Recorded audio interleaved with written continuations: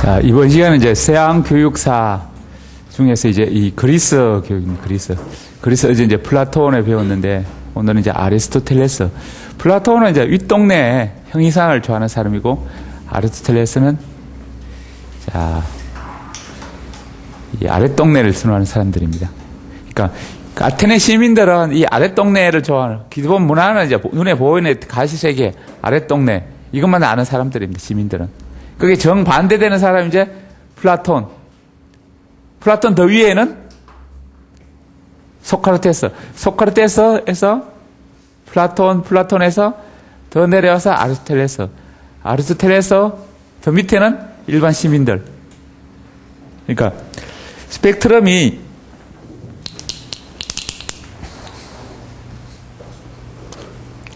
보면 자 여기 소크라테스가 있다면 여기는 플라톤, 여기는 아리스토텔레스, 여기는 소피스트와 일반 시민들.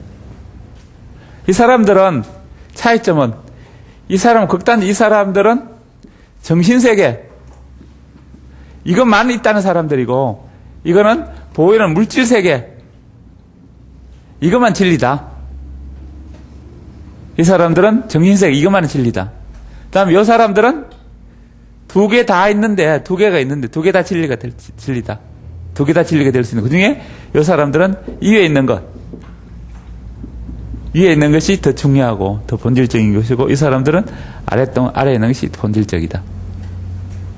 근데 이 사람들은 이게 별개로 이렇게 나란히 있다는 것이고 이 아랫동네 사람들은 이렇게 하나로 되어 있는데 그 안에 이것이 들어있다 이렇게 보는 것입니다.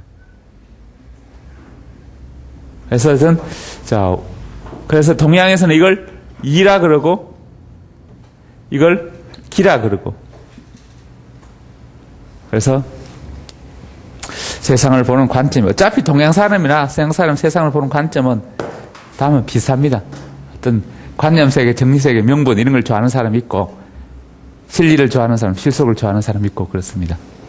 그런데 이제 아리스토텔레스는 이 아랫동네를 좋아하는 사람, 형이학세계, 기회세계, 외부현상, 그래서 현상세계, 물질세계, 가식세계를 더 강조하는 사람들입니다. 아리스토텔레스. 이런 계유통의 사람들을 실제론이다 이렇게 합니다. 실제론. 눈에 보이는 세계를 더 우선시하는 사람. 실제론 사람들은 자, 기본적으로 이론론을 추구합니다. 이론론. 눈에 보이는 세계 안에 보이지 않는 이런 것들이 다 들어있다 이렇게 다 들어있어. 그래서 들어있으니까 눈에 보이는 것 그게 더 중요하다 이렇게 봅니다. 그래서 영혼과 신체가 다 하나다. 우리가 신체 안에 몸 안에 영혼이 들어있다는 것입니다. 영혼 정신세계 너희들은 이렇게 정신세계 이런 거 중요하다 이렇게 이야기하는 정신세계가 육체 안에 들어있다 이렇게 봅니다. 육체와 정신이 별개가 아니고 하나로 되어 있는데 그 속에 신체 안에 영혼이 다 하나다 이렇게 봅니다. 이렇게 보는 하나로 보는 생각들이 이제 나중에 이제 이 로마 시대, 중세 시대 철학으로 이제 계속 연결됩니다. 그래서 이런 계열의 실제 세계를 강조하는 사람들이 이제 실제론입니다. 그래서 관념론, 실제론. 이 그리스 시대 플라톤 계열의 정신세계를 강조하는 관념론, 이 실제론. 이 사람들은 관념론은 이원론입니다. 이 관념세계, 정신세계와 물질세계 별개로 존재한다.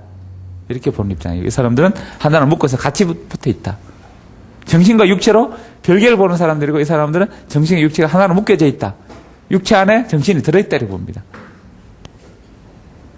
눈에 보이는 세계를 강조하니까 어떤 사회적 현상이나 정치적 현상 뭐 이런 것을 강조하게 됩니다. 자, 이 사람들은 동양에서는 이런 사람들은 학문을 위기제약한다 이렇게 자기 자신의 내적 성찰, 내부 이런 걸 강조하고 이 사람들은 실제 세계, 사회 인정받거나 출세하거나 성공하는 거 이런 걸 강조하는 어떤 사회 정치적 뭐 타협이나 조정, 뭐 정치, 경제 뭐 이런 것들을 좋아하게 됩니다. 자, 뭐 좋아한다보다는 더 선호한다 이렇게 보면 됩니다. 그래서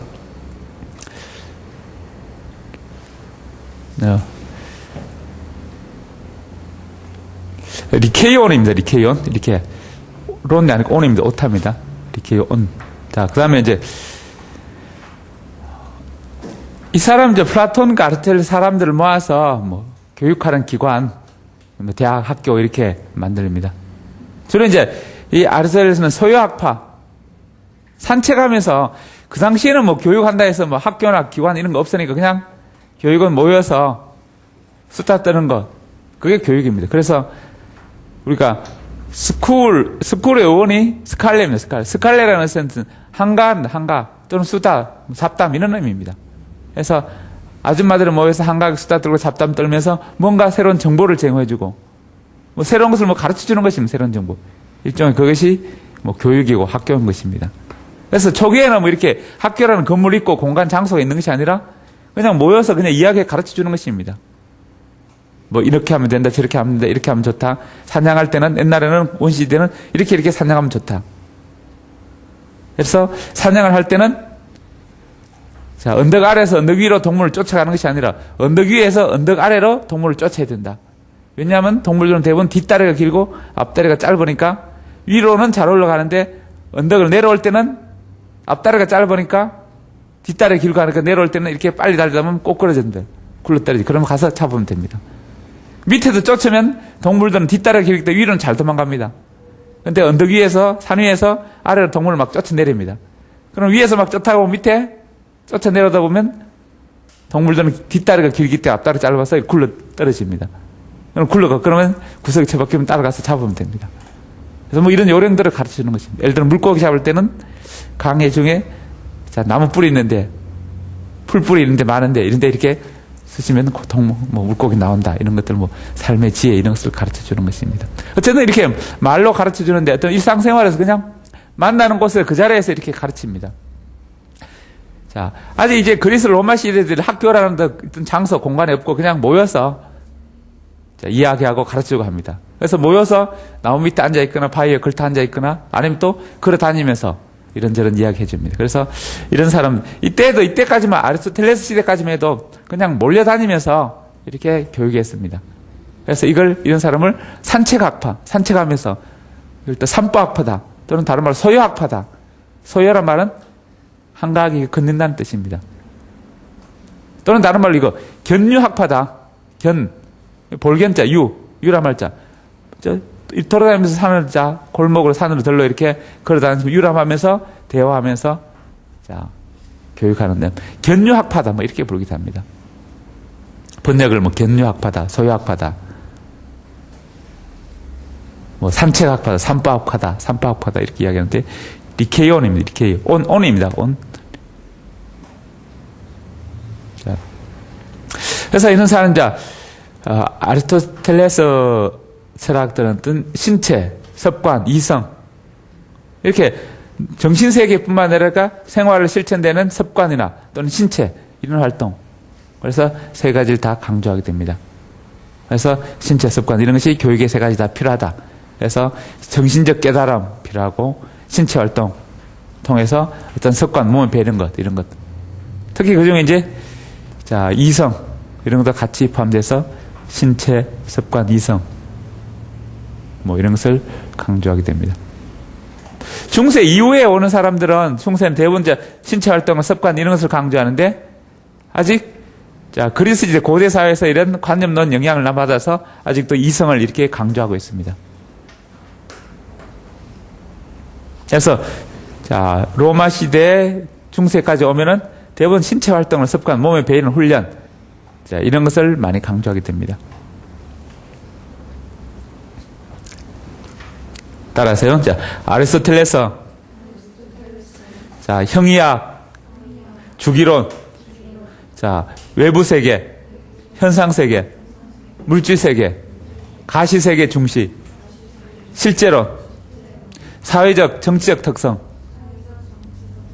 이론론, 영혼, 신체의 총화. 그래서 몸과 육체가 하나다 이렇게 봅니다. 한마디로 보이는 세계와 보이지 않는 세계, 육체 세계와 정신 세계, 물질 세계와 정신 세계 하나다 이렇게 봅니다. 신체와 영혼, 육체 영혼이 하나다 이렇게 봅니다. 그래서 보이는 세계 중요하다 이렇게 이야기합니다. 자, 그리스 시대에서 이제 로마 시대로 넘어갑니다. 그리스 시대는 어떤 자유로운 국가가 힘이 약하니까 개인의 자유, 개인주의 이런 것이 강합니다. 인간 존중 이런 것이 강했는데 이제 로마로 오면서 로마 사람들은 원래 로마 사람들은 원래 이제 이 그리스 사람들은 바닷가에 이렇게 사는 사람들이어서 바닷가 사람들이고 이 로마 사람들은 강변에 농사를 짓고 있는 사람, 농사꾼들을 후예됩니다. 그래서 자, 성실하고 건면하고 이런 사람들입니다. 그래서 어떤 실용지행을 강조합니다. 그래서 농사라는 것은 어떤 것인가? 항상 이렇게 1년 농사라는 것은 봄에 씨를 뿌리고 가을에 기다리고 참고 기다리고 인내하고 열심히 피땀 흘려야 됩니다. 바닷가 사는 사람은 어떻게 그물과 던져서 건져내면 됩니다. 고기가 바로 나옵니다. 이렇게 물론 이제 바다에 뭐 태풍이 부는 이렇게 우리가 태평양이나 동남아시아 태평양 넓은 바다에 있는 사람들은 파도가 많지만 지중해는 파도가 거의 없습니다. 그래서 위험하지도 않습니다. 별로. 그냥 바다 가서 건져내면 됩니다. 우리도 평상시에는 뭐 바다 가서 건너면 태풍 불 때 이때만 위험하지. 이렇게 태평양이 은하나 대서양 이나 같이 이렇게 큰 바다 끼고 있는 바다는 태풍이 잦아서 물결이 높지만 지중해는 이렇게 자, 아프리카 대륙과 유럽 대륙 사이에 있어서 그렇게 파도가 높진 않습니다. 다른 데는 우리처럼 태풍 같은 이런 게 크게 없습니다. 그래서 잔잔한 바닷가에서 이렇게 낚아 올리면 됩니다. 그래서 편하게 이렇게 생산 활동할 수 있는 그런 지역이라서 별로 노력 안 들이고 그래서 요즘 같으면 농사도 그냥 올리브 같은 이런 걸 하는데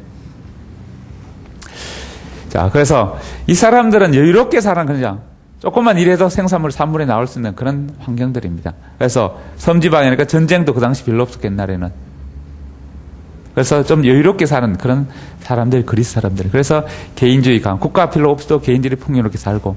그래서 물질적으로 풍요하니까 먹고 살만하니까 생각하는 게 이렇게 예술적, 문화적 요소 이런 데 관심을 갖게 됩니다. 그래서 심미적 요소, 뭐 예쁜 것 이런 걸 좋아합니다. 그래서 더 심하게 말하면 사치스러운 문화가 되지만 심미적인 요소 이런 것들을 강조합니다. 예술이나 문화 이런 걸 강조하는데 이 사람들은 농사꾼의 후예들이라서 문화적으로 기본적으로 토양이 성실, 건면 이런 사람이라서 실용적인 강조, 실생활에 도움되는 걸 우선하게 됩니다. 그래서 이 사람들은 어떤 자유로운 분위기, 문화, 예술 이런 것을 강조한다면 이 사람들은 실용적인 것을 강조하게 됩니다. 그래서 이 로마는 토목이나 건축, 법규 이렇게 실생활에 도움이 되는 이런 문화들이 예술보다는 실용학풍 이런 것이 발달하게 됩니다. 다음에 이제 언어 교육에서도 웅변. 마찬가지로 그리스랑 로마도 초기에는 대부분 이제 시민들의 대표들이 정치를 하게 됩니다. 시민의 대표를 투표를 해서 뽑습니다.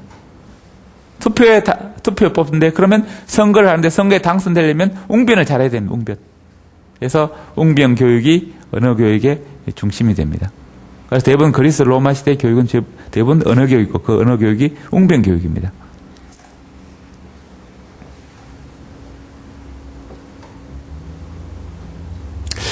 자, 웅변을 잘하려면 자, 처음에 이제 초등교육에서는 초등학교 루더스라는 이제 초등학교가 있습니다. 초등학교는 읽고 서기 세막 읽고 서기 일단 글을 읽고 쓸 줄 알아야 됩니다.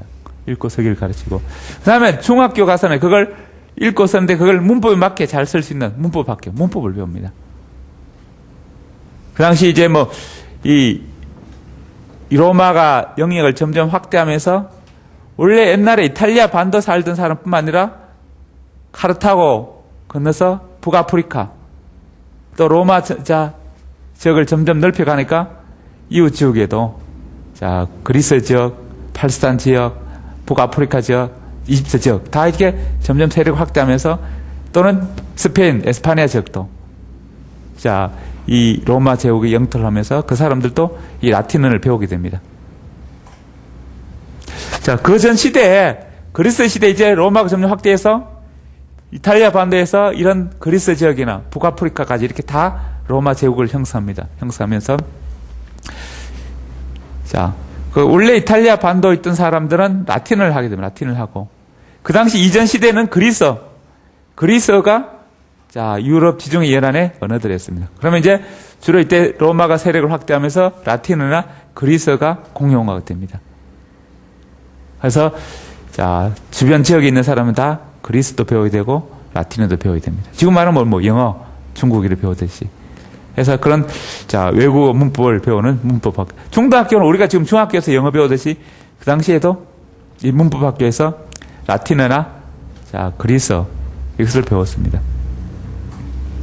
자, 중등학교는 저는 문법학교 읽고 서기에서 좀 문법에 맞게 문장에서 그 다음에 이제 고등교육 가서 고등학교 가서 고등교육에서는 수사학교. 수사는 미사여구, 미사여구를 잘 쓰는 화려한 문체 이런 이제 이 미사여구 이런 걸 배우는 수사학교. 그 외에도 이제 법률학교. 자, 이런 것들이 고등교육에 있습니다. 자, 그리스 시대는 뭐 수사학교, 최초로 수사학교 만든 사람이 이소크라테스 이런 사람이 수사학교 만들었습니다. 기억 안 나요? 다시 보면 자, 이렇게 이소크라테스가 수사학교를 만들었다. 자, 이런 것들이 점점 발달해서 고등교육으로 자, 그래서 수사학교, 법률학교 이런 것들이 예를 들어 자, 이 플라톤은 고등교육 철학, 변정법 이런 걸 가르치자. 자, 초등교육에는 음악, 체육 이런 거 가르치고 산수, 중등의 산수, 천문 이런 것을 가르치자 했는데 자, 로마 시대 학교는 초등학교, 중등학교, 초등학교가 루더서, 중등학교, 문법학교, 자, 고등교육기관의 수사학교, 법률학교 이런 것들이 있습니다. 그래서 이런 중등학교, 문법 학교 이런 것들이 이제 발달해서 중세의 7자유학과로 발전하게 됩니다. 이런 것들이 점점 해서 중학교 교육과정이 중요한 7가지 과목이 이제 정리됩니다. 결국 그리스부터 시작해서 로마, 본격적으로 이제 로마에부터 일단 과목이 체계화됩니다. 이것이 이제 중세 되면서 이런 7가지 학문이 정돈됩니다. 그래서 이런 7자유학과. 한번 더, 이건 다른 말로 7가지 교양 과목입니다. 자유교육이 어제 뭐라고 했습니까?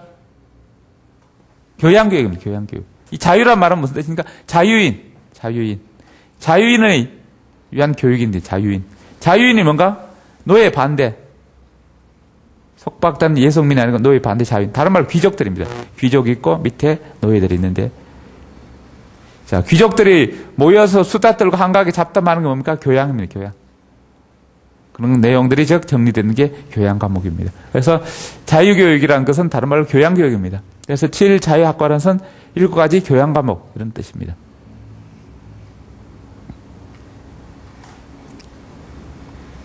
그래서 자, 그리스 시대부터 자, 이런 웅변교육 수사학교가 로마 시대도 계속 발달하게 됩니다. 참 학교 자, 제도가 이렇게 발달하는데 시기적으로 보면 이제 로마는 초기는 왕정 시대면 로마도 초기에는 자, 초기에는 조그마한 자, 도시 한마디로 시골에 이제 북쪽에 자, 이탈리아반 북쪽에 에트루리아라는 왕이 있습니다. 그 왕의 지배를 받는 이 속국이에요, 속국. 속국이었는데, 그 중에 이제 점점 그 에트루리아 왕의 힘이 약해지면서, 자, 로마, 자, 시민들이 자치적으로 시민의 대표를 뽑아서 정치를 하게 됩니다. 이웃 왕의 지배를 받는 힘이 점점 강해지니까 우리끼리 독자적으로 뭔가 시민의 대표를 뽑아서 하게 됩니다. 시민의 대표를 뽑는, 그래서 시민의 대표가 모여서 있는 공화정이 됩니다. 그래서 시민의 대표와 그 중에 동네 어른들, 원로원들, 이런 사람이 모여서 정치를 하게 됩니다. 그래서 그 당시 시민의 대표가 정치를 하는 것이 공화정입니다. 공화정. 그때 교육의 기본법이 12동판법. 자, 구리판에, 동판에 12가지 조목을 새깁니다. 12가지 규정을 만듭니다. 예를 들어, 자, 배너 같은데, 뭐 이렇게, 자, 예루살렘 지방에 10계명이 납니다. 10계명. 10계명 어디 셉니까? 돌에 이렇게 새기면 돌에 10가지 계명을 세우듯이. 여기는 구리판에 12가지 계명을 세웁니다. 12가지 규정 어떻게 하자.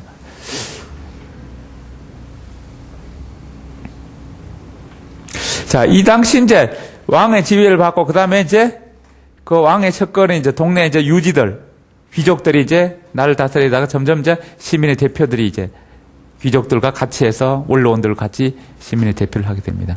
그래서 그 밑에 이제 농민들이 있는데 결국 이제 이런 시민의 대표 농민들이 이제 이웃에 가서 전쟁을 해서 점점 세력을 넓힙니다.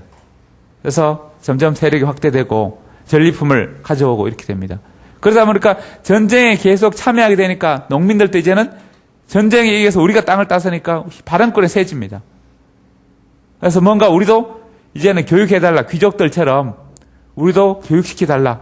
이런 주장이 나오면서 12동판법에 서민들에게도 교육해준다. 이런 규정을 담게 됩니다.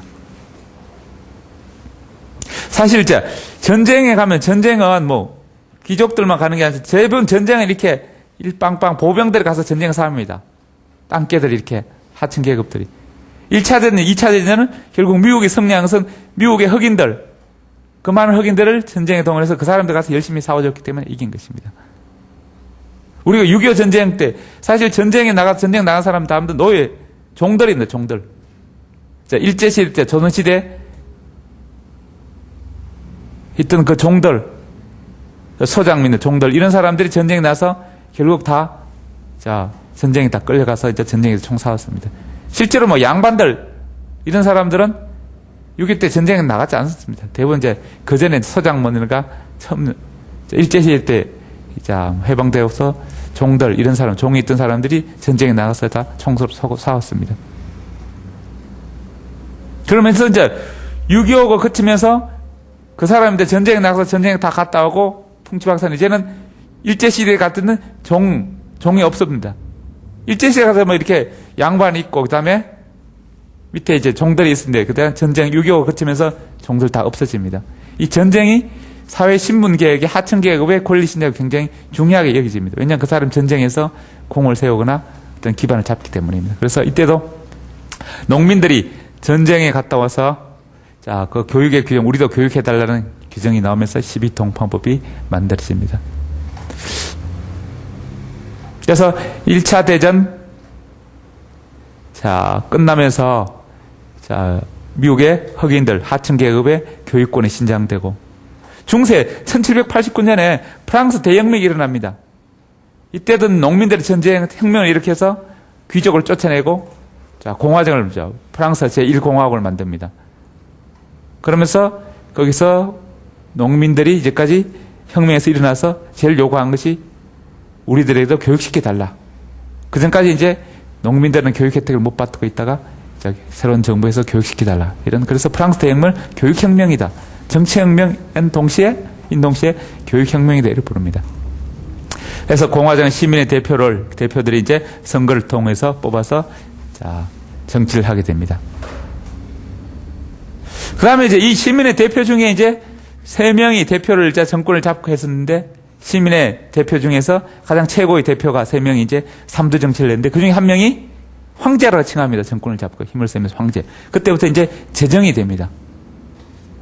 이제는 이제 시민의 대표라는 뽑는 없습니다. 황제는 어떻게 됩니까? 황제의 아들이 황제가 됩니다. 그전까지 시민의 대표에서 대표가 3두 정치를 해서 대표들 3명 뽑아서 요즘 말은 대통령 선거 같이 이렇게 3명을 뽑는 이제는 없어진 왕이 되면서 그 아들들이 계속 왕이 하는 재정, 황제가 다스리는 재정이 됩니다. 이때부터 이제 국가의 권력이 강되면서 공교육이 나타나기 시작합니다. 그래서 학교 교육이 발달합니다.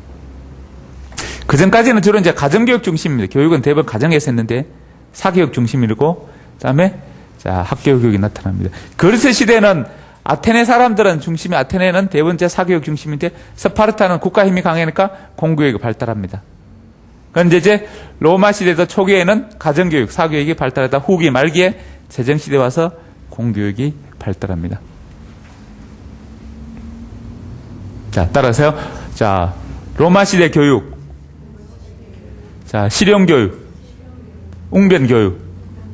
토목, 건축, 법규. 초등교육. 루더서. 읽고 서기 세마기. 중등교육. 문법학교. 실자유학과. 고등교육. 수사학교. 법률학교. 왕정시대. 가정교육, 공화정 시대, 12동파법, 자, 시민의 대표, 자, 재정시대, 자, 학교교육. 자, 이 재정시대에 대표적인 이제 학자가 퀸틸리아누스입니다. 퀸틸리아누스.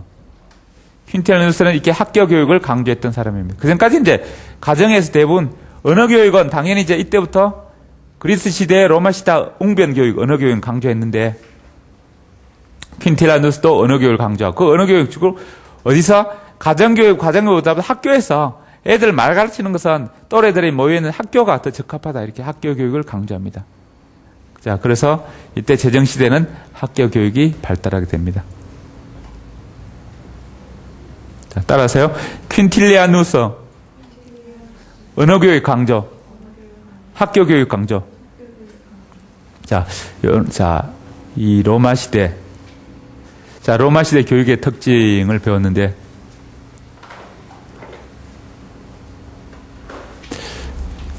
자, 다시 이제 역사의 흐름은, 그러니까 그리스 시대에, 그리스가 지중해 중심이었습니다. 그 다음에 로마가 점점 힘을 합치면서 지중해를 다 차지합니다. 그래서 로마 제국이 형성됩니다. 그런데 로마도, 자, 395년에 동서로마로 나눠지게 됩니다.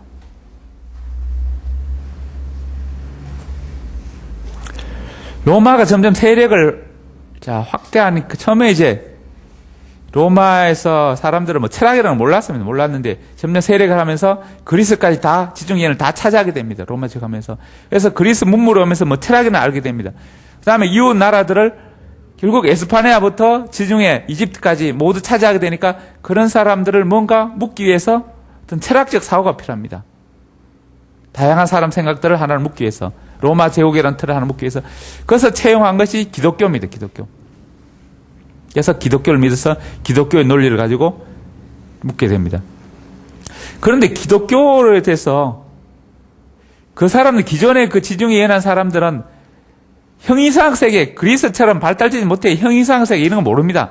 눈에 보이는 가시세계밖에 모릅니다.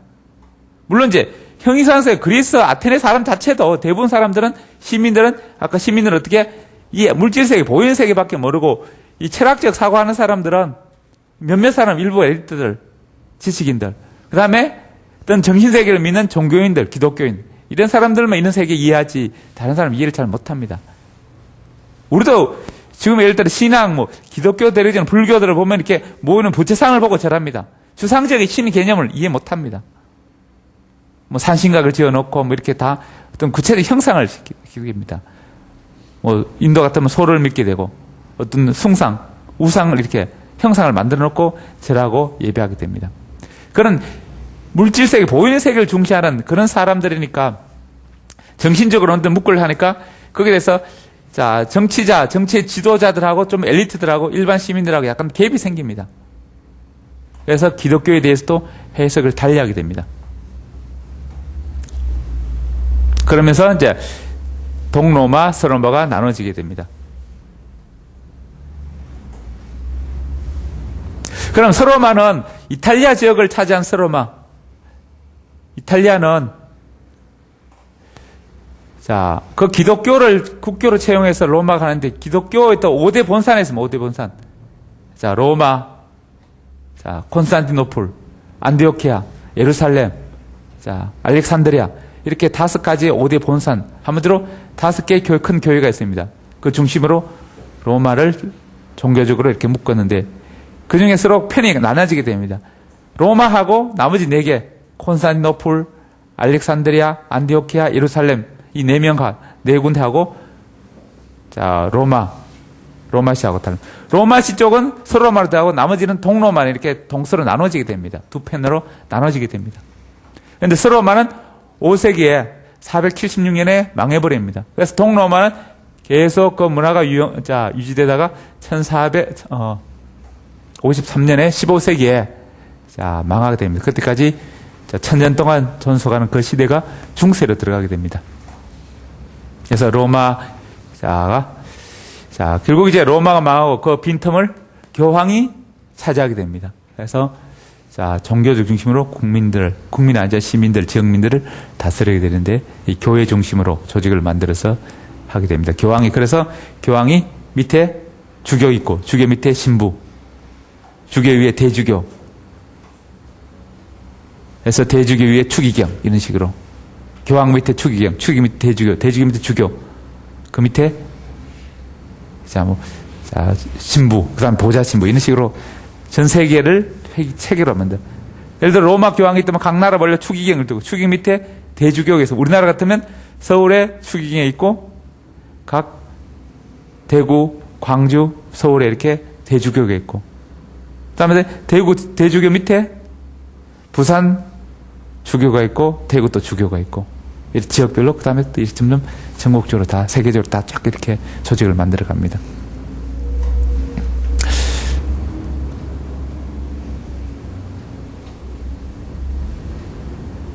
그러면 이제 중세로 들어오게 됩니다. 중세로. 그래서 중세는 교황 중심으로 해서 어떤 문화, 기독교 문화고, 다음에 이 실제로 출발해서 로마에 출발합니다. 로마. 그래서 아까 이제 지중해 연안 중에서 지중해 연안 그림을 그리면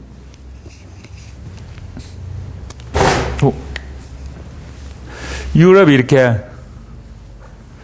저기 이탈리아 반도 이 지역만 서로마가 되고 나머지 지역들은 다 동로마가 됩니다. 동로마.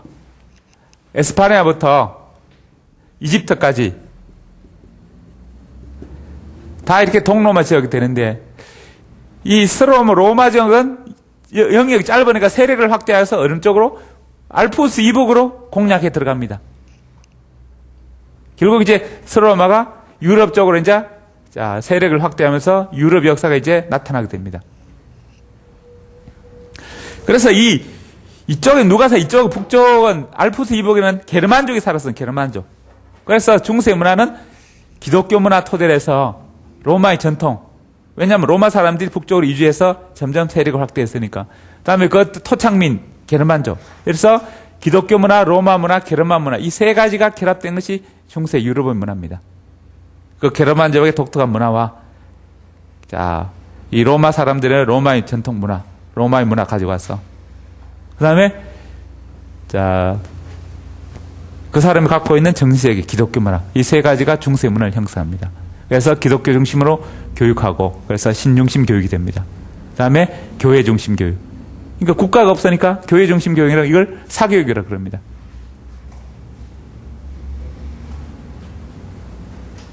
그래서 로마에서 이제 유럽으로 넘어가게 됩니다. 그래서 게르만족은 어떤 미개 상태, 이 게르만족이 로마에 가서 점점 점령하면서 유럽화됩니다. 그래서 유럽 문화가 점점 발달하게 됩니다. 그러니까 그 전까지는 그리스 로마 지역은 문화가 발달한 지역이고 그 북쪽 알프스 이북은 다 미개한 종족들입니다. 이때까지만 이 사람들은 북쪽 미개인데 옷 입는 것을 몰랐습니다. 그냥 아프리카 원주민처럼 이렇게 낙엽 같은 거 이렇게 가리고 묶어서 그렇게 사는 그 정도입니다. 이때까지만 해도. 요즘 이렇게 김병만의 밀림의 법칙 나오거나 아마존의 눈물 이런 거 보면 그 정도 이렇게 삶을 살고 있었습니다. 중세까지만 해도. 이 로마가 이때 이제 로마가 문화가 전달되면서 옷 입는 것도 이제 가르쳐주고 이렇게 합니다. 지금도 아프리카 가면은 빨가벗고 다니는 사람이 있고 좀 그래도 눈물 받아서 옷을 걸치고 있는 사람들 이렇게 아마존의 눈물 보면 어떤 종족에는 다 빨가벗고 다니는 어떤 종족은 빨가벗은 사람, 옷 입은 사람 같이 막 살게 됩니다. 어떤 종족에는 이제 또 옷 입은 사람이 점점 많아지고 이렇게 사는 것입니다. 미개 종족인데 그래서 어떤 그리스에서는 어떤 인간 중심의 측면인데 로마 중세에 오면서 이제 신중심으로 점점 바뀌어가게 됩니다. 그것이 중세 동안 이렇게 암흑에 있다가 동로마 사람들이 다시 유럽으로 넘어옵니다.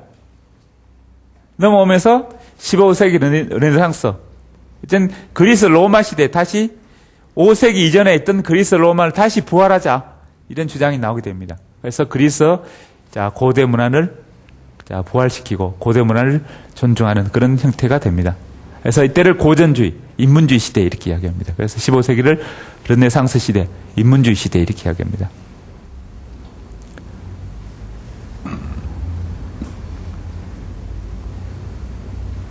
자, 따라서요. 자, 중세 문화, 기독교 문화, 로마 문화, 게르만 문화. 자, 신중심 교육, 교회 중심, 사교육. 자, 15세기 르네상스. 자, 그리스 고대 문화 부활, 고전주의, 인문주의. 자, 이런 것들이 15세기 자, 특징. 그래서 그리스, 로마, 그다음에 중세, 그다음에 15세기 인문주의 이런 식으로 역사가 발전합니다. 일단 중세에 보면 중세 철학이 이제 처음에 자주 나오는데 아까 이렇게 중세 초기에는 자, 그리스, 로마, 그리스 철학들이 로마까지 오면 중세까지 계속 지내옵니다. 어차피 그 지역이 중심이 이제 지중해연안의 중심입니까? 자, 형이상 세계, 비가시적 세계. 자, 좋아하는 이런 플라톤 계열의 철학과 그다음에 형이학, 가시세계를 강조하는 아리스토텔레스 철학 두 가지 있는데 이제 이 사람은 이원론, 이 사람은 이론론입니다. 그런데 아까 이렇게 로마 사람들이 알프스 이복으로 이제 세력을 확대하면서 자, 동로마는 이렇게 나머지 지역을 다 찾았는데 서로마는 이탈리아 반도밖에 찾지 못했으니까 세력을 넓히기 위해서 알프스 이복을 점령 공략해 갑니다. 그런데 알프스 이복은 게르만족입니다. 미개합니다. 미개하니까 이 사람을 하나를 묶기 위해서 신중심으로 자, 로마에서 온 사람들은 기독교 사상을 갖고 있고 로마 문화에 배어 있고 이런 것들이 게르만 사람들을 전파하기 위해서는 이 게르만 사람들 미개하니까 어떤 추상적 정신세계, 신의 세계 이런 걸 모릅니다. 알지 못합니다. 보이는 세계밖에 모르니까 뭔가 신이 뭔지 설명하기 위해서 하나님은 하나님이 뭐냐? 이 사람이 하나님 있는 거 모르니까 하나님을 설명하기 위해서 이 플라톤 철학을 가져옵니다. 플라톤의 어떤 이원론을 가져와서 너희들이 보는 이 세계, 보이는 세계와 보이지 않는 세계, 이게 있다. 이 보이지 않는 세계 중에 가장 높은 사람, 가장 절대적인 권위를 갖고 있는 사람이 하나님, 신이다. 이렇게 설명합니다. 그래서 플라톤의 이원론 철학을 가져와서 기독교를 설명하게 됩니다. 하나님을 설명하게 됩니다. 그래서 이때 철학을 기독교의 아버지들이라 해서 교부 철학이다. 교부 철학. 이때 교부 철학의 핵심은 뭔가 신이나 무엇인가를 설명하는 데 초점이 신. 게르만족 미개한 사람들은 하나님이 뭔지도 모릅니다. 왜냐하면 추상적 세계의 존재를 알지 못했습니다. 눈에 보이는 세계만 알고 있는 그런 미개한 사회에서 추상적 세계를 설명하기 위해서 뭔가 논리적으로 철학적으로 설명하기 위해서 플라톤 철학을 가져오게 됩니다. 신이 무엇인가. 그래서 기독교 교리를 중세 초기에는 형성하게 됩니다. 그 대표적인 사람이 아우구스티누스입니다.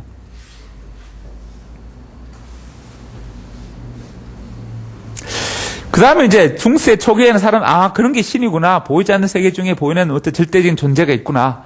알게 되는데, 그거구나. 그런데 이제 좀 시간이 지나면서 중세 후기로 오면서 사람들이 진짜 그런 게 존재할까? 그런 것들이 진짜 있을까? 존재할까? 이렇게 회의를 갖게 됩니다. 회의를 갖는데 진짜 존재한다는 그걸 입증하기 위해서 뭔가 신의 힘, 권위를 설명하기 위해서 뭔가 삼박을 보여줄 것이 있는 뭔가 삼박한 것을 보여주기 위해서 그러면 신이 진짜 우리와 함께 힘이 있다는 것을 알려주기 위해서 뭘 하냐? 십자가는 전쟁을 일으킵니다. 그러면 이 동로마 서로마 사람들이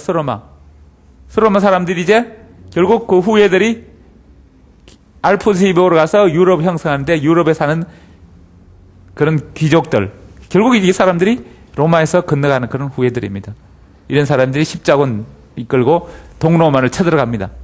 동로마는 예루살렘, 안디오키아, 알렉산드리아 이 지방에 있는 동로마, 콘스탄티노플 이 지역에 있는 동로마를 쳐나가는데 결국 우리가 진짜 정통 하나님이고 그래서 이 사람들은 뭐라냐? 우리가 정통 기독교인다. 오스독스라. 이렇게 이야기하면. 그런데 갔는데 전쟁했는데 7번 전쟁을 했지만 거의 성과를 못 거두게 돼. 허지부지. 왜냐하면 참패하기도 합니다. 왜냐하면 이 동로만 찰나리 문화가 이미 발달하고 있고 이거는 아직도 옛날 그리스 로마 시대 별로 진척 못하고 있습니다.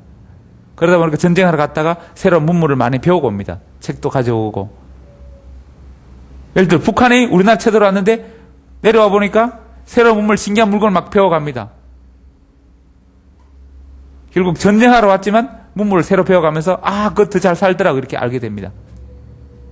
그래서 동로마의 고전들 이런 것들, 로마는 여기는 계속 남아있으니까 로마 시대, 그리스 시대 고전들을 계속 전쟁을 통해 십자군 전쟁 갔다 오면서 그런 걸 들어옵니다. 또 신기한 문물들, 발달된 문물들을 가지고 옵니다. 그러면서 더욱더 신에 대해서 신이 모든 걸 하는 거, 신보다 더 발달된 존재도 있구나 이렇게 알게 됩니다. 그러면서 점점 또 회의를 하게 되니까 그러면 이 사람들을 뭔가 설득하기 위해서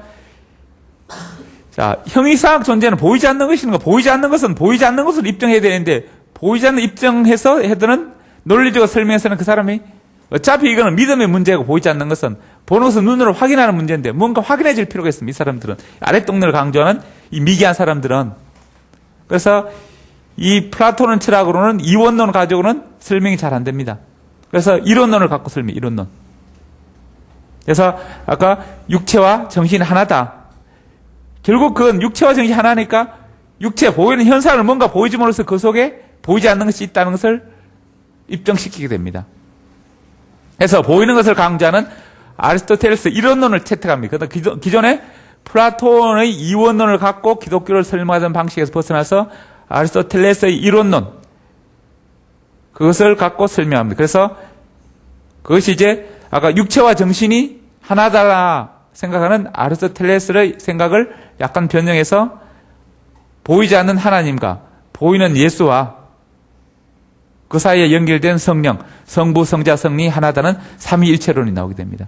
결국 이렇게 아리스토텔레스의 이론론을 더 발전시킨 것이 삼위일체론입니다. 세 가지가 하나다. 두 가지가 하나라면 세 가지도 하나가 될 수 있는 것입니다. 그래서 너희들이 봤던 그 예수와 그 속에 있는 보이지 않는 하나님, 그것을 연결하는 고리는 성령.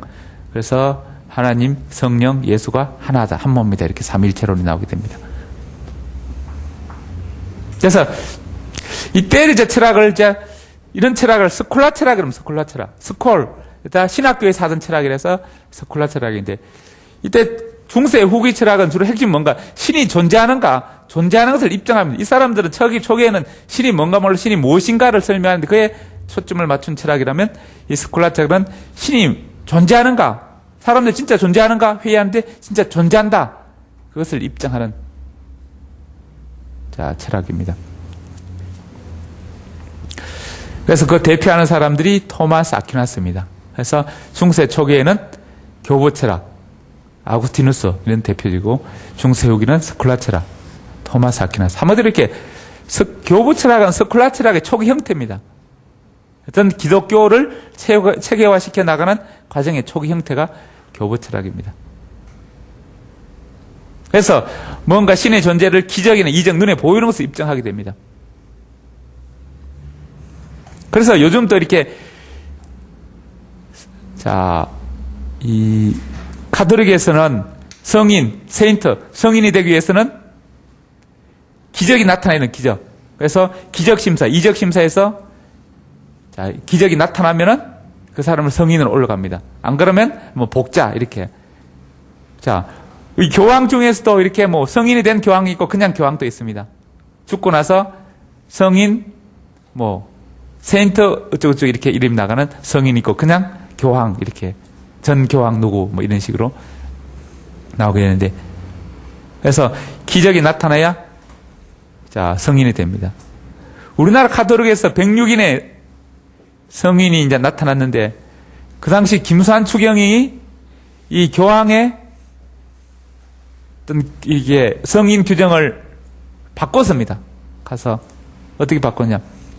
그 전까지는 이제 기적, 이적이 나타난 사람들만 성인으로 서품을 올려주는데 그렇지 않고 순교한 사람들도 성인으로 올려주자. 그래서 우리나라 최초로 그 규정에 의해서 103인이 성인이 됩니다.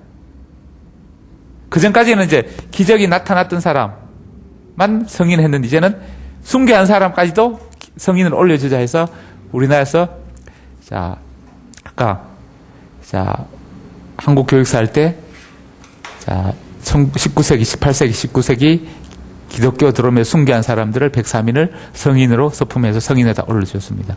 그런 것처럼 물론 그 전에 이렇게 기적 이적 심사에서 자 기적 이적이 나타난 사람들만 성인이 됩니다. 그래서 뭐 아메리카 뭐 성당에 기도했더니 성모상에서 핏눈물이 났다 뭐 이런 기적 이적이 나타날 때 그 사람을 성인으로 올려주게 됩니다. 어쨌든 이제 이런 자 보이는 세계를 강조하는 아리스토텔레스 철학이 왔다는 것입니다. 그래서 교부 철학은 플라톤 철학에 기반을 두는 것이고 스콜라 철학은 아리스토텔레스의 이론론에 기반을 두는 것입니다. 그래서 이러면서 점점 기독교 교리가 체계화됩니다. 그래서 신앙과 이성, 철학과 믿음이 조화를 이루는 체계화됩니다. 삼위일체 논리에 근거해서. 그래서 이러면서 이런 따져보는 습관들이 논리적으로 따지는 이런 철학이 발달하면서 대학이 발달하고 그 철학이 또 자, 종교적 요소와 결합되면서 항존주의로 나타나게 됩니다. 항상 존재하는 게 뭔가 하나님입니다. 그래서 종교와 신학과 철학이 이렇게 뭐 결합되기 시작합니다. 자, 따라서 중세 초기, 자, 중세 초기, 플라톤 철학, 이원론, 교부 철학, 아우구스티누스, 자, 중세 후기, 자, 아리스토텔레스 철학, 이론론, 스콜라 철학, 토마스 아퀴나스, 다 기독교 교리 체계화.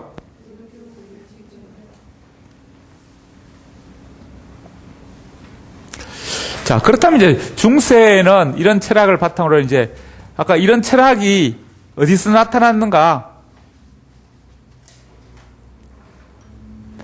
자, 이 성당학교, 사원학교, 성당, 사원. 한번 이게 신학교입니다, 신학교. 이 신학교에서 이제 나온 철학이라 해서 스콜라 철학의 이름을 붙이는 것입니다. 이 교육기관에 이렇게 신학교, 이걸 다른 말 성당학교, 사원학교, 다른 말 본산학교, 아까 5대 본산이 이런 학교 어딨냐?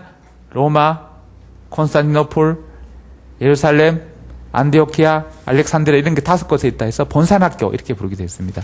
또는 감독학교, 이 5대 본산의 감독, 지금 말하는 대주교, 추기경 이런 사람이 있어서 감독학교다 이렇게 부르게 되어 있습니다. 그래서 성당에 있는 사원, 성당의 신학교 안에 있습니다. 신학교는 지금 말하면 성직자를 양성하는 이런 학교도 있고 그 다음에 이런 자 성당의 체계적 교황의 체계 아래에서 있는 이제 이런 성당학교, 사원학교, 성직자를 양성하는 이런 학교들도 있고 자 이런 체계에서 벗어나서 시골에 나가서 혼자 이렇게 도 닦으면서 혼자 공부하면서 사는 수도사들이 모입니다. 그 수도원이 생기고 그 수도원에도 학교가 생깁니다. 그래서 수도원 학교도 있습니다. 중세에는. 자 성당학교, 사원에는 신학교라서 신학자, 신부들을 양성하는 것이고 수도원 학교는 수도사들이 저희들이 모여서 공부하고 동네 애들을 가르치는 그런 학교입니다.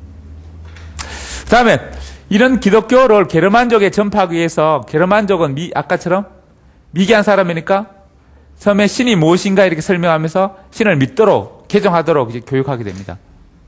그래서 신을 믿겠다고 이제 서약하는 것이 세례입니다. 그래서 세례할 때 성부와 성자의 성신의 이름으로 세례를 주느라 뭐 아멘 하면서 너는 신을 믿느냐 교회 꼬박꼬박 나오겠냐 이렇게 문답하게 됩니다. 자, 너는 하나님이 뭐라고 생각하느냐 하면서 이렇게 묻고 대답하는데 그래서 문답하기 위해서 뭔가 글을 앓고 의미를 아래 설명해 그래 읽고 서기를 가르치게 됩니다. 그러니까 세례 문답하기 전에 미리 교육받고 세례 문답합니다. 그 교육 과정에 읽고 서기 세막 이런 걸 가르치게 됩니다. 그래서 그걸 자 예비 문답학교 한마디로 세례 문답하기 위해서는 예비학교입니다. 예비학교 이런 것들이 읽고 서기 세막 그런 초등학교 그래서 예비 문답학교가 자 만들어집니다. 그러면 이제 이 문답학교 이렇게 애들이 이제 신학교 애들이 이제 전도해서 교회에서 세례받기 위해서 교육받는데 기초적인 교리도 받고 읽고 서기 세마기도 배우고 뭐 성경 지식 배우고 이렇게 하는데 거기 가르칠 선생님이 필요합니다. 그 다음에 이제 거기서 고급 문답학교가 생깁니다. 고급 문답학교. 고급 문답학교는 고급 문답학교의 교사들을 양성하기 위한 것입니다. 우리 한국 교육사에 배울 때 소학교에 생기면서 소학교 고등과 애들을 자, 이 사범학교를 이렇게 만들게 됩니다. 처음에 고등부, 고등과를, 심상과, 고등과 학생들을 확대해서 사범학교들 이렇게 만듭니다. 그래서 이런 학교들이 고급 문답학교가 나중에 사범학교로 만들어지게 됩니다. 그래서 이렇게 성당학교, 사원학교, 수도원학교, 예비문답학교, 고급문답학교 이런 학교들이 중세 교육기관을 잇게 됩니다. 그런데 중세 교육은 기독교 중심 교육, 기독교는 천국 가는 천국. 그래서 내세주의입니다. 내세주의. 현세주의가는 내세주의입니다. 그 다음에 기독교는 세계 동포, 모두가 세계 형제들이다. 모든 세계 사람들이 형제자매 다 평등하다. 평등 사상입니다. 그 다음에 또 천국에 대한 믿음, 신앙을 강조하는 주정주의. 지식을 강조하는 것이 아니라 믿음, 정서를 강조하는, 감정을 강조하는 주정주의입니다.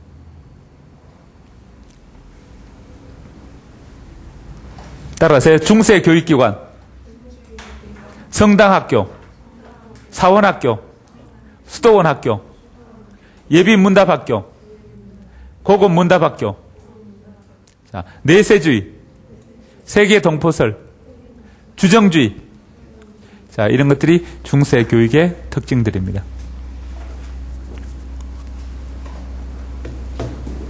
자, 중세를 아까처럼 사람들이, 주민들이 처음에는 초기에는 이제 신이 뭔가 게르만족을 이제 계속 포기해서 교황이 교회를 통해서 유럽을 다 장악하게 됩니다.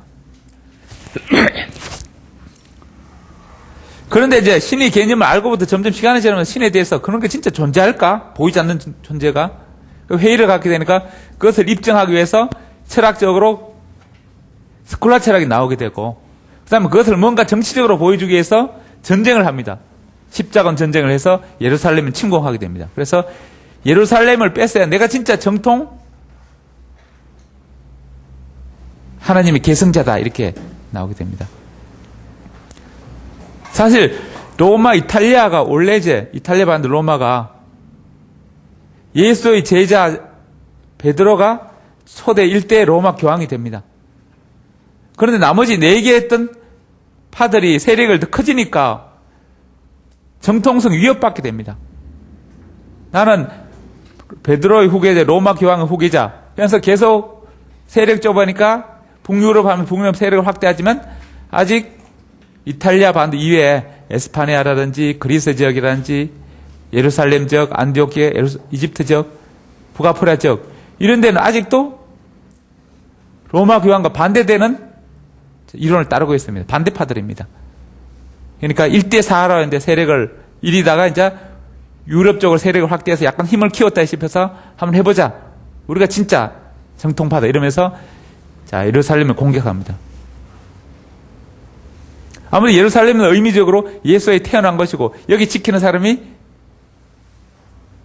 자, 가장 정통파다 이렇게 잠재들 의식이 깔려있으면 그걸 극복하기 위해서 전쟁하러 갑니다. 예루살렘. 십자군 전쟁을 일으키는데 결국 크게 성공을 못하고 됩니다. 가면서 계속 이 발달된 동로 문물에 자, 침몰하게 됩니다. 결국 참패를 당하게 됩니다. 그래서 전쟁 군인들이 가서 그 예루살렘 주변에 콘스탄티노폴, 동로마, 라틴 제국 이런 사람들의 자, 물질 공세에 그냥 다 녹아 나갑니다. 그냥. 그래서 전쟁에 실패하게 됩니다. 그래서 전쟁하러 왔다 갔다 하면서 지중해 무역을 합니다. 전쟁하러 가면서 기사들 가면서 물건을 들고 가고 또 싣고 오고 하면서 그 돈벌이가 되니까 전쟁보다 돈벌이에 더 관심을 갖게 됩니다. 그러면서 지중해 무역이 점점 발달하게 됩니다. 왔다 갔다 하면서. 그전까지 무역은 조그만 배를 이렇게 왔다 갔다 하다가 전쟁 군단으로 가면서 군수물자를 싣고 오고 그러다 보니까 대량으로 무역 왔다 갔다 하면 물건 사고 파니까 지중해 무역이 발달하게 됩니다. 그래서 지중해 무역이 발달하면서 무역 왔다 갔다 하니까 동로마에 있던 그리스 로마 고전들 계속 뭐 돈도 있고 하니까 물건 사고 돈도 벌고 하는 그런 신기한 물건도 가지고 오면 책도 사오고 이러면서 그 문물을 배우게 됩니다. 이건 어떤 데 쓰는 물건이고 어떤 데 물건을 쓰면서 계속 배우게 됩니다. 옛날 우리 일본 가면 코끼리 밥통도 사오고 뭐 또 소니 전자 텔레비전 사오고 이렇게 막 합니다. 그래서 자, 뭐 후진국에서 선진국 가면 신기한 물건들을 사오고 신기한 책들도 막 사오고 그럽니다. 그러면서 자, 이런 그리스 인간 존중하는 그리스 로마 고전 이런 것을 가지고 오면서 거기서 헌모하게 됩니다. 그래서 그리스 문화를 흠모하는 그런 문화가 생기면서 고전주의, 인문주의가 발달하게 됩니다. 그것이 이제 15세기 이야기고, 그러면서 십자가 전쟁은 12세기, 13세기 이야기입니다. 그럼 이때 중세 후기의 문화, 이 십자군 전쟁이 일어나고 시민들은 기독교에서 약간 회의적이고 이런 식입니다. 이래서 전기에는 순전히 종교적 색채가 강한 그런 교육이었는데 후기로 가면서 이제는 신에 대해서 회의를 갖게 되니까 그리고 먹고 사는 문제, 세속적인 관심을 더 갖게 됩니다. 그래서 후기 교육은 세속 중심, 생활 중심. 기독교 교육이긴 하겠지만 약간 생활 중심, 세속 중심으로 흘러가게 됩니다. 그 다음에 이제 신학 교육보다 대학 교육, 이런 것이 발달하고. 그 다음에, 이 대학 교육. 그래서 대학 교육이 생긴 이유는 처음에 약간 이렇게 신학교에서 성당학교, 사원학교 이렇게 철학적으로 논리를 따지고 이렇게 합니다.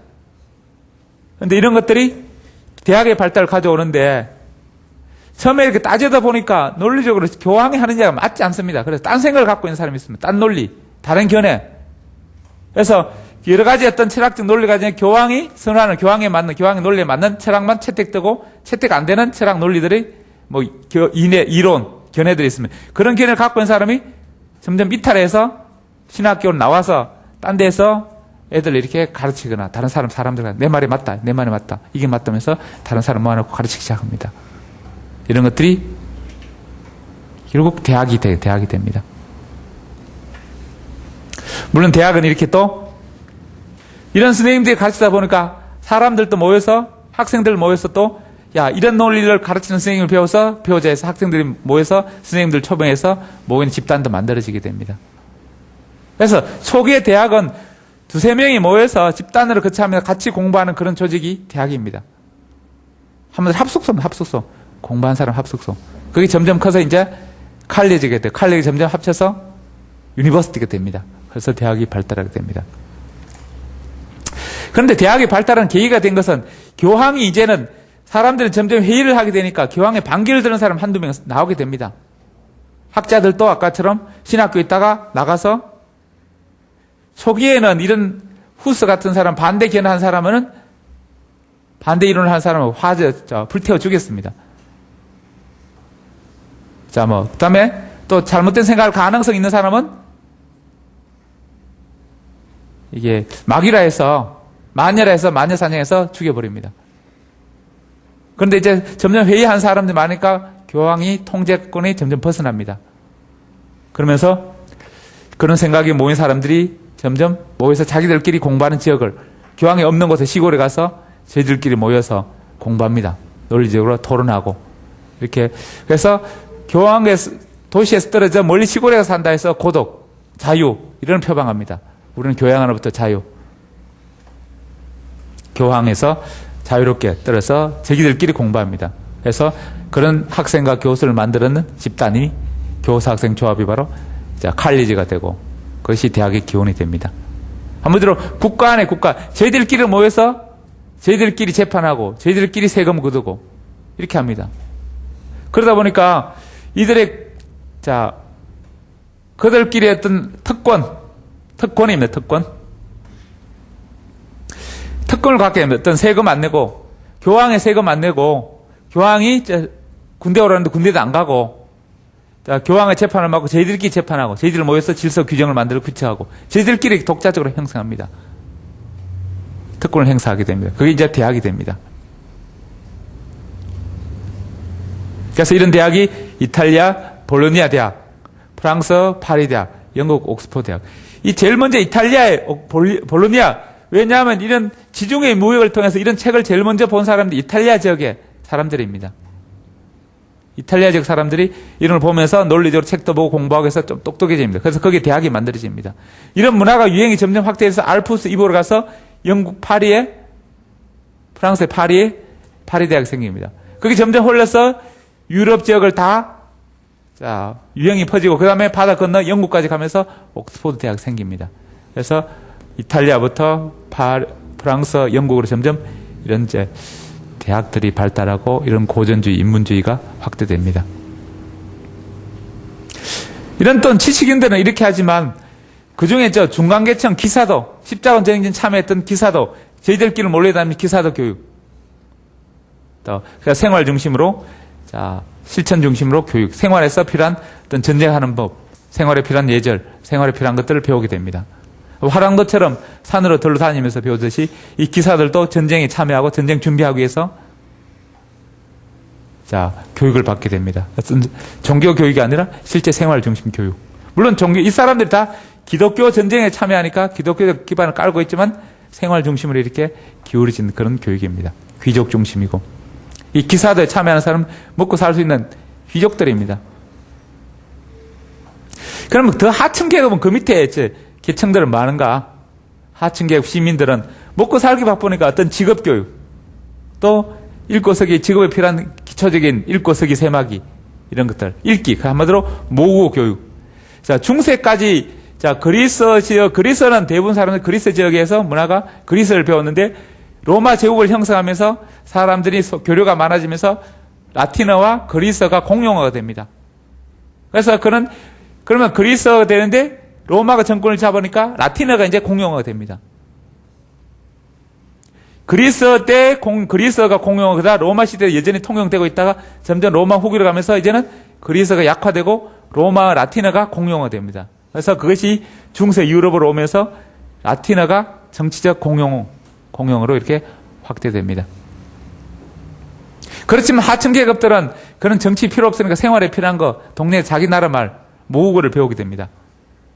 그래서 중등학교 가서 이렇게 라틴어를 배우고 초등교육에는 모국어, 자기 나라 말을 읽고 쓰는 것을 배우게 됩니다.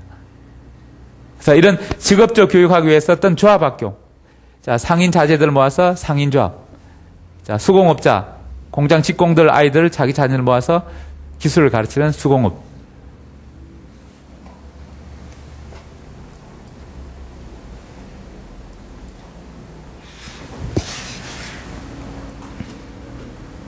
그래서 그런 자 상인조합이나 수공업자 조합 이렇게 자녀들 가르치는 조합학교도 생기고 또는 이게 학교가 없으면 자 거기 기술자 밑에서 어깨 너머로 배우는 도제 심부름하면서 견습 인턴하면서 배우는 도제교육이 나타납니다. 도제교육도 어떤 생활 중심이고 실천 중심이고 어떤 상업업자 중심의 교육이 도제교육, 조합교육 이런 것들입니다. 그래서 이런 교육이 중세 교육 형태로 나타나게 됩니다. 따라서요. 중세 후기 세속 교육, 생활 중심 교육, 자 십자군 전쟁, 지중해 무역, 자 그리스 문화 흡수, 자 그다음 대학 교육, 고덕과 자유 표방, 자 교수 학생 조합, 국가 안의 국가 기능, 면세 특권, 면역 특권. 자, 재판 특권, 이탈리아 볼로니아 대학, 프랑스 파리 대학, 영국 옥스퍼드 대학, 다음에 기사도 교육, 생활 중심, 실천 중심, 자, 귀족 중심, 자, 시민 교육, 자, 하층 계급, 자, 직업 교육, 초등 교육, 자, 모국어 학교, 자, 중등교육, 자, 공중학교, 자, 조합학교, 도제교육, 자, 생활중심, 실천중심, 상공업자. 자, 이 시민들 중에 또는 이제 귀족들 중에서 이제 초등교육 마치고 중등학교 갈 사람 이제 중등학교, 중학교 들어가게 됩니다. 그래서 그런 중등교육을 가르치는 학교가 공중학교, 퍼블릭 스쿨입니다. 이런 것들이 이제, 자, 중등학교는 이제 주로 자 뭐 귀족 이런 사람들이 귀족자들이 자 대학 가기 위한 준비 기관이 이제 중등학교입니다. 그래서 하층 계급들은 대부분 이제 이 초등 교육에 머무르게 됩니다. 그다음에 이제 상공업자들은 조합학교, 도제학교. 그다음에 귀족들은 기사도 교육이나 뭐 중등 교육 이런 걸 하고 그 중에 일부는 대학 교육을 받게 됩니다. 그다음 이제 15세기 인문주의 교육인데. 인문주의 교육부터는 좀 쉬웠다 할게요.